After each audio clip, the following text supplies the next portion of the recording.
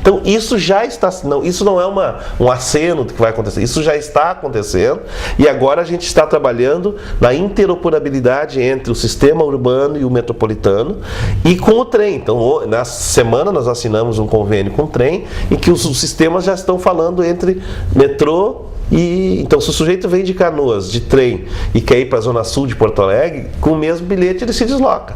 Então isso é uma modernidade que está sendo aportada e isso está dentro daquele módulo de tecnologia que eu mencionei que é importante. Quando eu falo em tecnologia, vale para o sistema de transporte público, né, para o transporte de ônibus, para o transporte individual, de automóvel, etc. Então, são etapas que vêm sendo realizadas e aí nós vamos ter, então, aí passa para ser um outro patamar. Aí elimina aquele ônibus andando no rat running, que a gente chama, né, o caminho de rato para chegar no destino. Parece evidente, né, a todos que a grande solução para o trânsito, né, é a melhoria do transporte coletivo, né, seja em qualidade ou seja em sistema de bilhetagem eletrônica, portais, para diminuir o trânsito particular, do veículo particular. Né?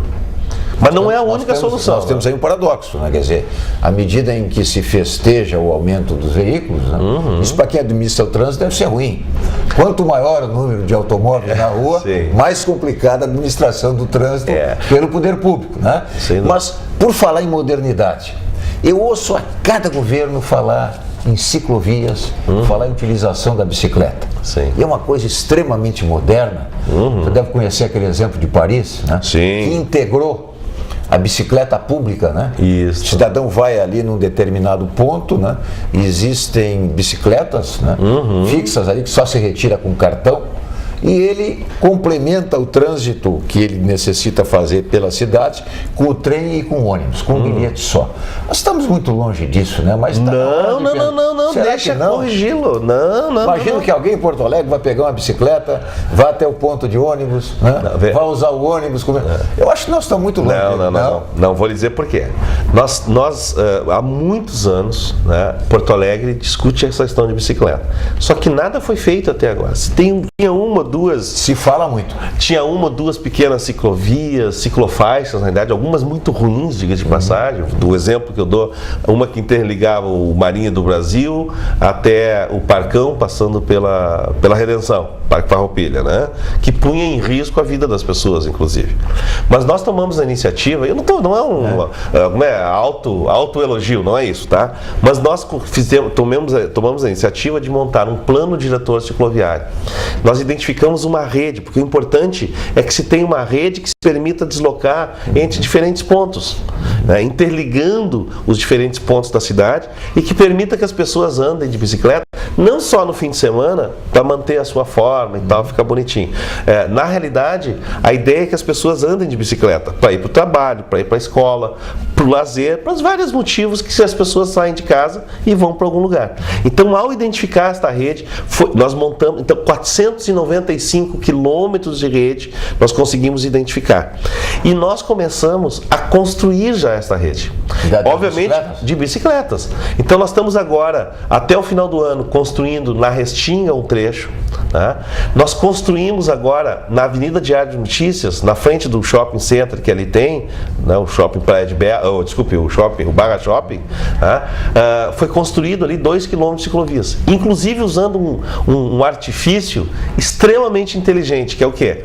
Não só construir essa ciclovia, não só com recurso público, mas chamando o setor privado também para fazer isso. E chamar o setor privado de que forma?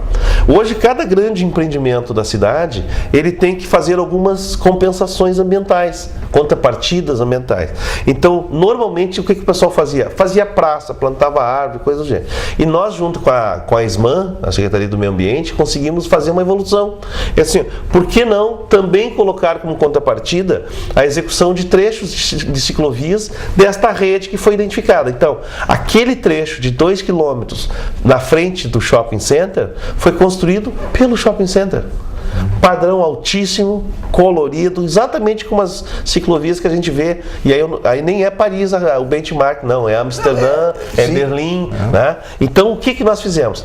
Então nós começamos. Agora tem um outro shopping que está sendo expandido aqui na Praia de Belas. Ele vai construir já mais um trecho na Avenida Ipiranga. Tem uns supermercados que foram instalados na Sertório, vão construir trechos. E o poder público vai estar construindo alguns também. Então, e nós colocamos no PAC da Copa também, e esse eu tenho, os outros podem até um risco de não ter, mas esse vai sair porque ele tem um grande apelo, que é esse apelo que ele estava mencionando lá, que é o apelo que as grandes cidades têm, uma questão, é simpática a bicicleta, e que a ideia é que se construa 20 km por ano até a Copa, então nós vamos ter quase 80 km até 2014. Secretário, nós não aproveitamos toda aquela extensão do Arroio Ipiranga, porque anos atrás foi idealizado aquele transporte do Custer, né? Ficou aquele cadáver, né? Daquele trenzinho exposto lá na avenida, lá perto da Receita Federal, Loureiro da Silva. A Loureiro da Silva, e não se fez nada ali. Né? Quando se fala em ciclovias, quando se fala em metrô, me pergunto se aquele movimento para a PUC é da intensidade que é, aquele congestionamento diário, todas as noites. Por que não se aproveita aquilo ali, secretário? Eu imagino que está se falando de fazer a extensão do dilúvio, quer dizer, se fosse só para transportar os alunos da PUC, já seria uma grande obra, porque o número de pessoas que se desloca para lá, todas, e já existe um leito natural ali, que é o do próprio Arroio, e também com relação à ciclovia, né?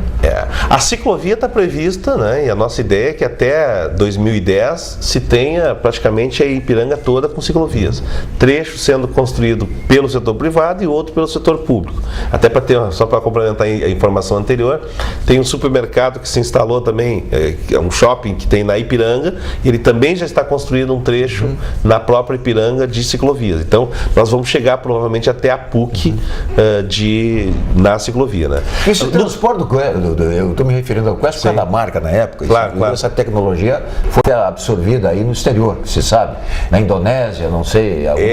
Tem Jakarta, tem lá um ensaio lá. Porque ali já existe, né? Seria só a construção de um chassi sobre um trem extremamente econômico. Né? Assim, às vezes, eu como técnico, às vezes tem que ser meio chato. Não é sonho, ali é concreto. Bom.